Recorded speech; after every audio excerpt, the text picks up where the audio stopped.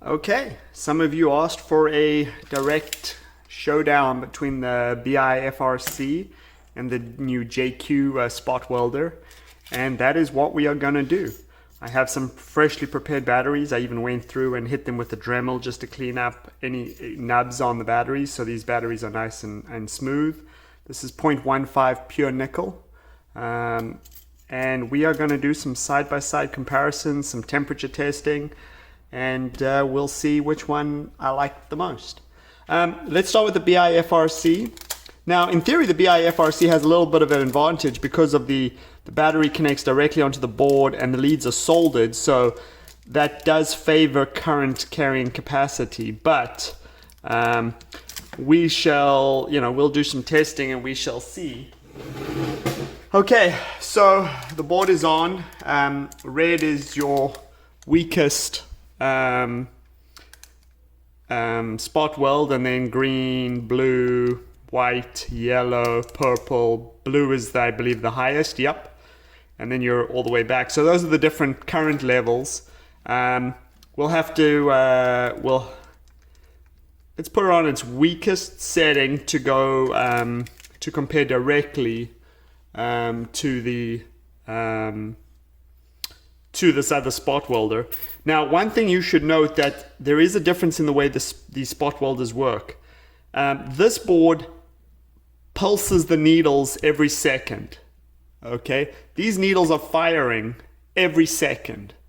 They're just not in a circuit, so nothing happens.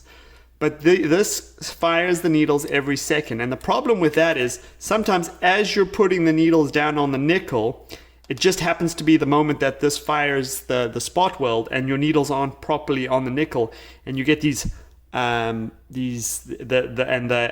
actually get an arc. The spark actually jumps because this isn't fully seated yet on the nickel, and the arc jumps and it actually tends to burn through the nickel. So the Bifrc, while very powerful, sometimes you get inconsistent spot welds just because if your needles aren't on the nickel properly when it pulses, you end up with a burn through. This works a little differently. This detects that the circuit has been completed by these two needles, and then it waits about half a second and then it fires the needles. So this, I haven't really had any misfires on. Where I have had misfires, I mean, I routinely have misfires on the Bifrc. However, the Bifrc is very powerful. The other downside is this board gets very hot. That's why I have these aftermarket coolers attached. This seems to stay a little cooler, but we are going to temperature test them and we'll go from there. I think I will do a couple spot welds at its lowest level and a couple spot welds at its highest level, and then I'll do the same on this. A couple spot welds on its lowest level, a couple spot welds on its highest level, and then we will see how they compare. So we are on the lowest level right now. And let me put the needles down. Okay. Okay. So I have two spot welds on the lowest level. Actually, I think I'll then go up to about halfway and then full. Okay, so this is about halfway.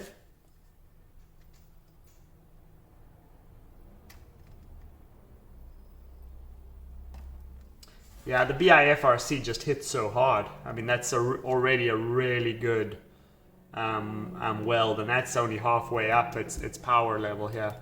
Let's go all the way. Okay, this is the most powerful here. This is probably too powerful, but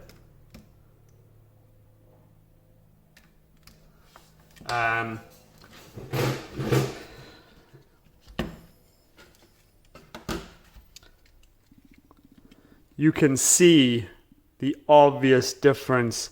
Those barely show up. Those are solid welds. These are damn near arcing across the nickel. Such obvious difference in power levels, but they're all very clean spot welds. The Bifrc is a really good spot welder. It's just that the way it fires, it sometimes you get a misfire, and again the board does get hot. This board is already, after 3 spot welds, we're at 90, yeah, we're at about 90 degrees. it's already definitely warm to the touch. All right, let's plug in the other spot welder and see how it performs. Okay, so we turn it on with this battery, or this button. This we have to set our battery, this we have to set our C rating, and then this we pick our level. So that's going to be the lowest level. So let's do 2 spot welds on its lowest level here.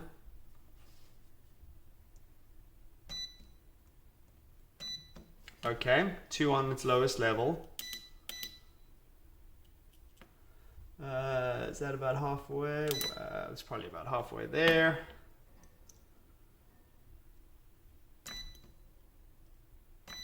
Nice, good spot weld. Okay, highest level.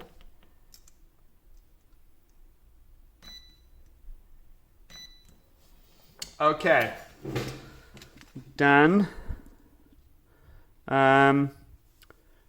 Very comparable spot welds. The medium settings I think are very comparable as well. The highest setting, the Bifrc does win. This is a good spot weld, no question. But I mean that thing just straight welded through. So the Bifrc is stronger on the highest level, no question about it. But still very good spot welds there. The board,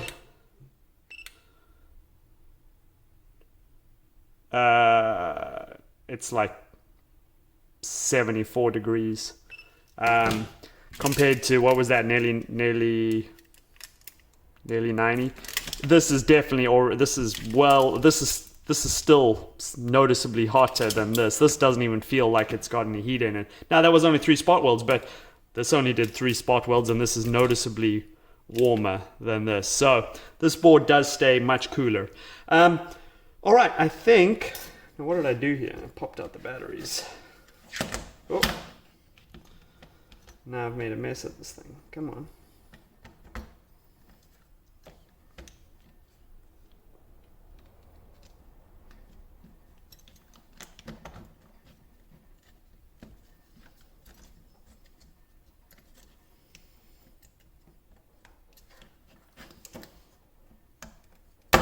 Okay, back together.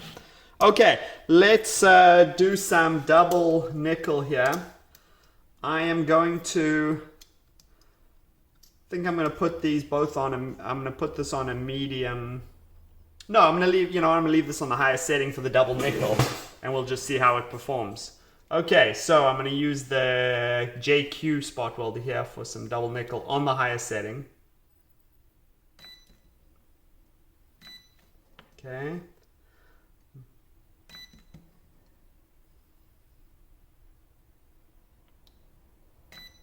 Okay. Nice. All right, let's plug back in the Bifrc. Okay, I'm going to put this on its highest setting, which is light blue. Okay, double nickel.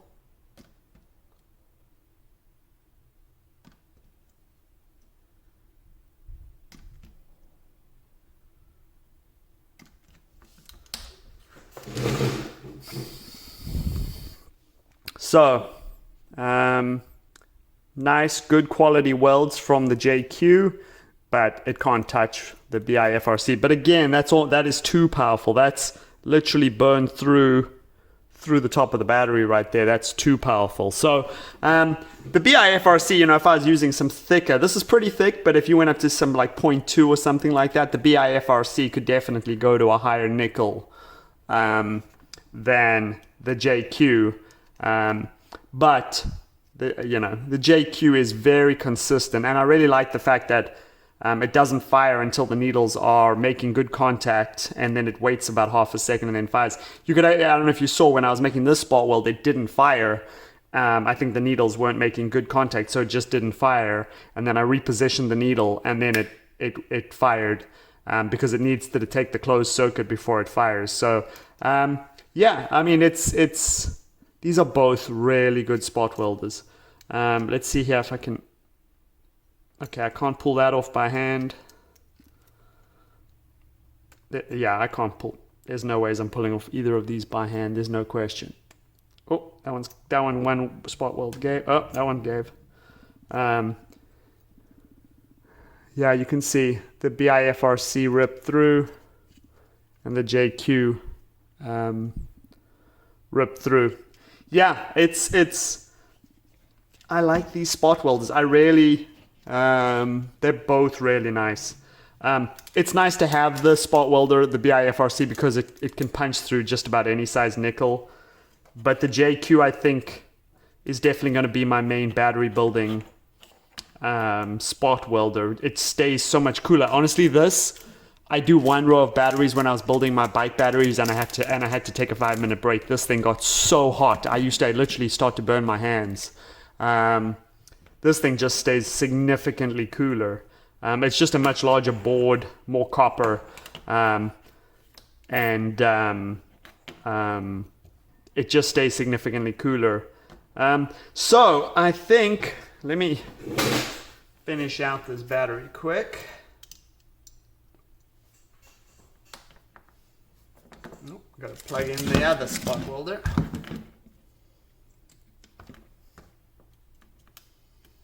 Now, one thing, this spot welder does not remember your settings. You have to put in your battery setting every time.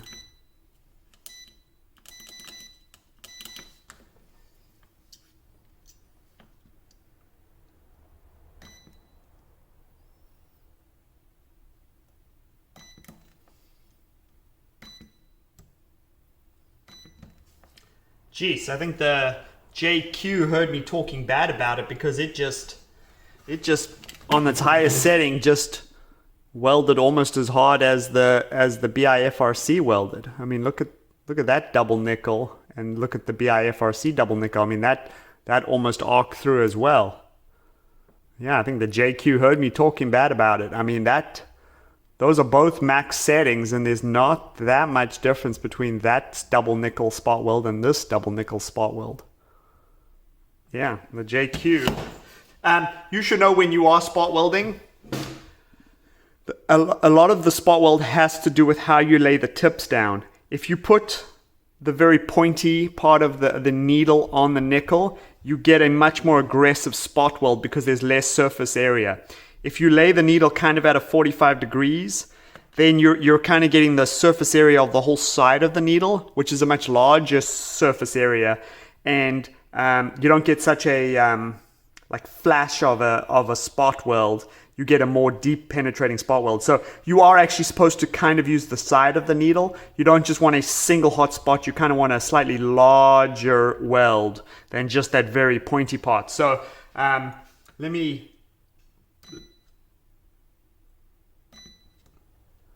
Yeah, these are...